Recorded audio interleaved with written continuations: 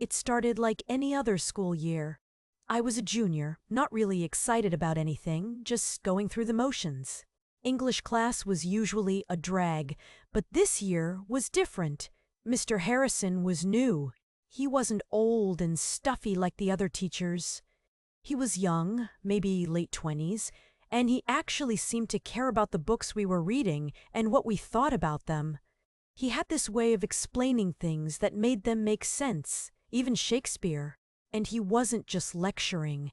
He'd ask questions and really listen to our answers.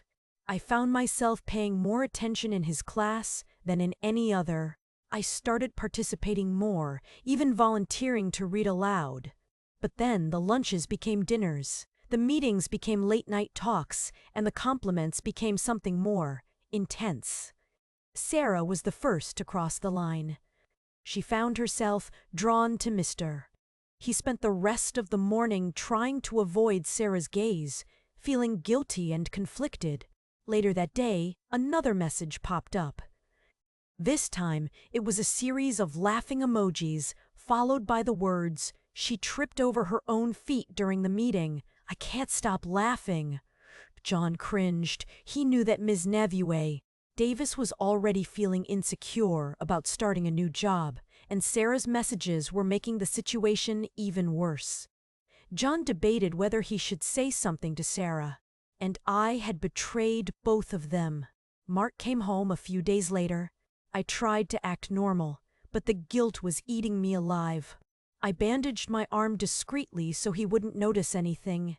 Coco seemed happy to have Mark back, clinging to him and chattering away. Watching them together made me feel even worse. I never told Mark about Tom or about Coco escaping. The secret festered inside me, growing bigger with each passing day. Our relationship changed, subtly but noticeably. There was a distance between us that hadn't been there before. I'd ruined things, and that monkey of his was a constant reminder. Maybe it was the guilt making me think this way, but it felt like Coco was staring straight through me, like he knew something was wrong. He was never quite as affectionate with me as he had been before Mark left. Was it my imagination? Or did animals truly have some kind of sense of these things?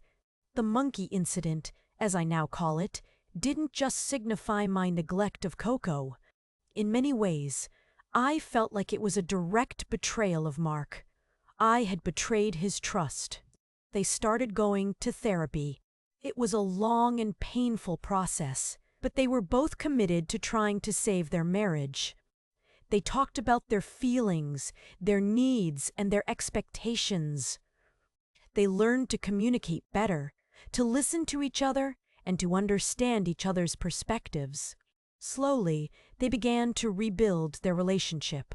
It wasn't easy, and there were many setbacks along the way. But they persevered, fueled by their love for each other and their desire to make things work. A year later, their marriage was stronger than ever before. They had learned from their mistakes, and they had grown closer as a result. But the scars of the affair remained, a constant reminder of the damage that infidelity can cause. The story ends here, but questions linger. Will Mark ever fully trust Sarah again? And what about David? His role in this story is largely unexplored. What were his intentions, and how did he feel about the affair? These are questions that remain unanswered, adding another layer of complexity to the story. If you enjoyed this video and want to see more stories like this, please like, share, and subscribe.